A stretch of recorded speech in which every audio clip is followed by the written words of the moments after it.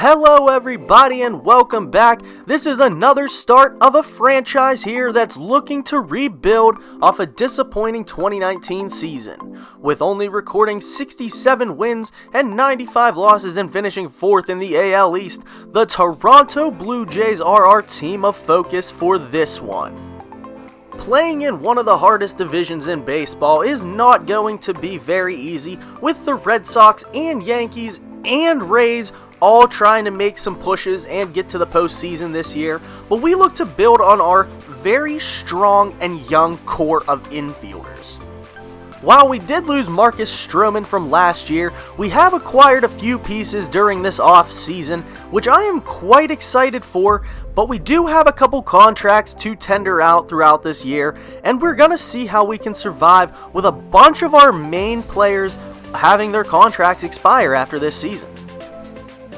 So now it's time for our boys to pack up their bags and get down to Florida as we are going to Spring Training 2020, and I'll see you guys on the other side to introduce a couple of our main components of this year and to talk a little bit about the Spring Training roster.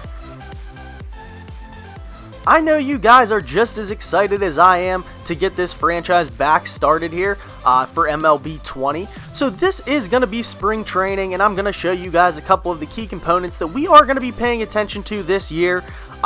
Starting off, I just want to talk about Ken Giles, our closer, our pretty much dominant arm out of the bullpen. He's an 89 overall right now. He had a pretty solid year last year. That's what we were focused on.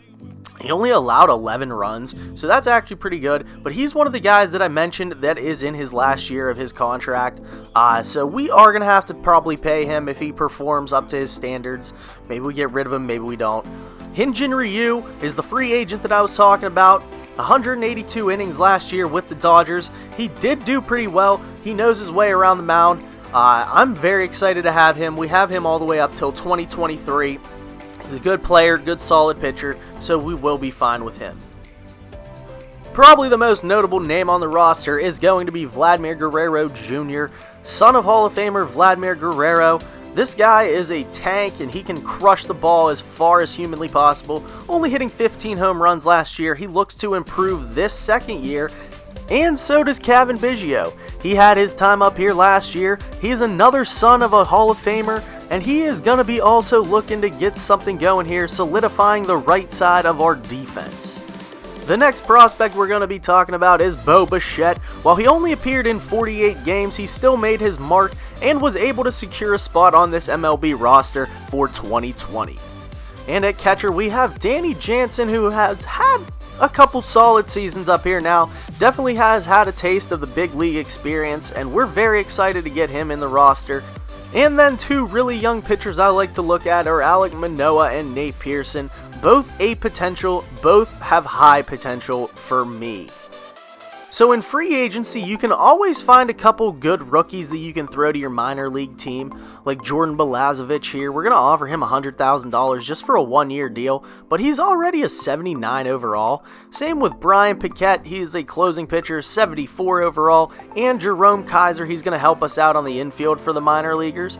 So that's the three guys that I signed. They're all in their 70s, and they're all under 25. So that's what I like to look at, and I know they're going to make an impact here. So we're going to jump into some spring training action and just get a little feel for the roster. We're not going to do too much. We're just going to play around a little bit and get a feel for a couple of the guys batting. As we take the first pitch, we're going up against Garrett Cole here.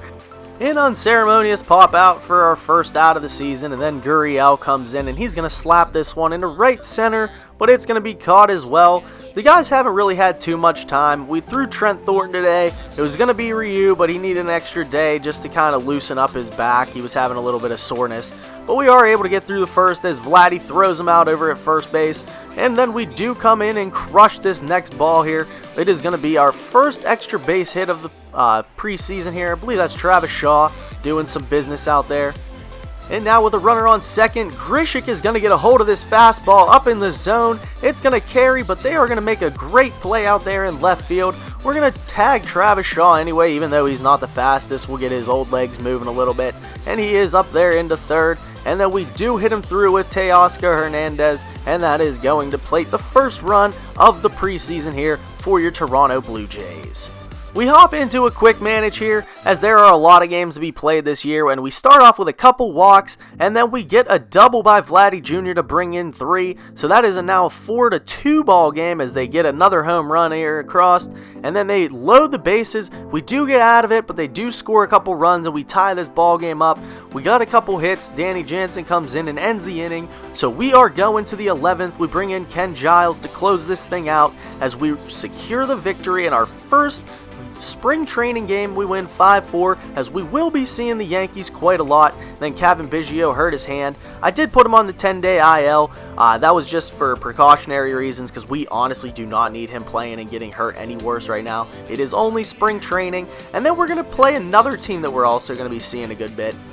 They started off 1-8 this spring training, so they're not having a great year, and we do get to see Hyunjin Ryu now, as he gets a nice swing and a miss there for Kevin Kiermaier, but then he leaves this one right over the heart of the plate, and Kiermaier pays him back, and he puts this one over the rocks out there in right field, a 435-foot blast. He just absolutely massacred that ball. We'll see if Ryu can come back as he gets this one, and we do get our second out of the inning.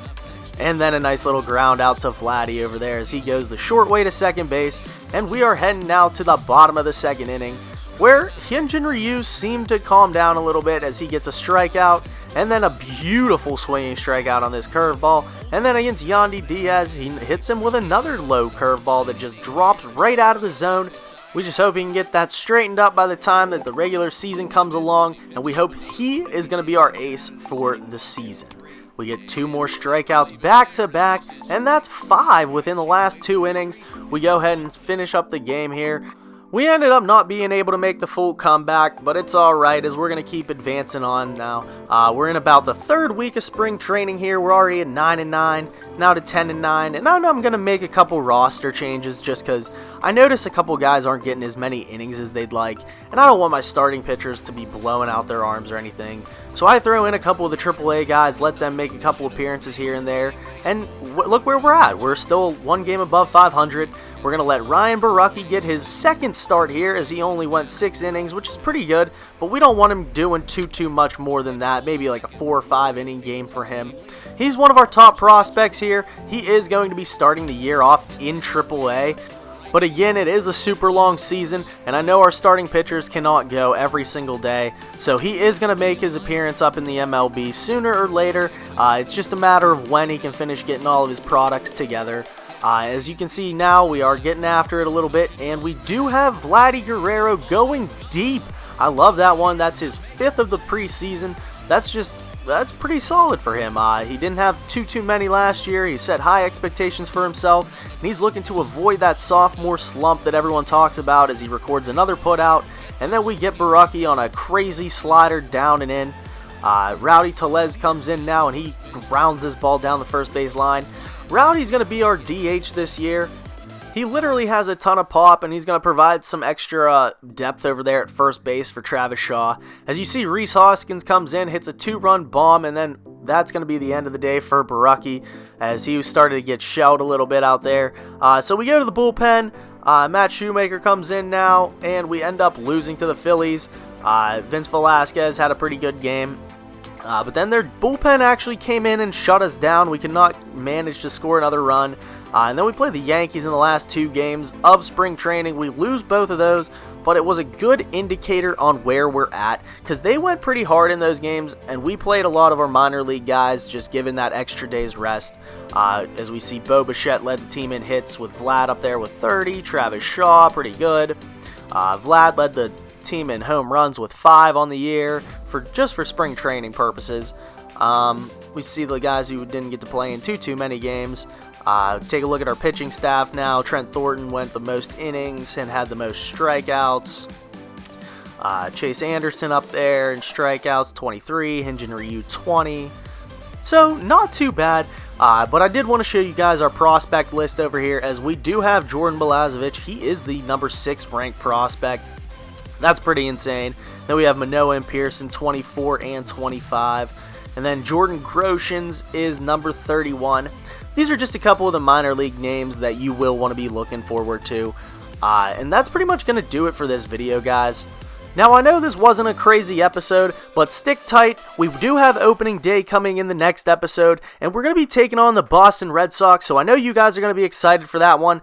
Please hit subscribe to my YouTube channel, like and comment on this video, and I do go live on Twitch now at Durko, so you guys can follow me there, and when I'm recording my live gameplay, please feel free to join in. Thanks.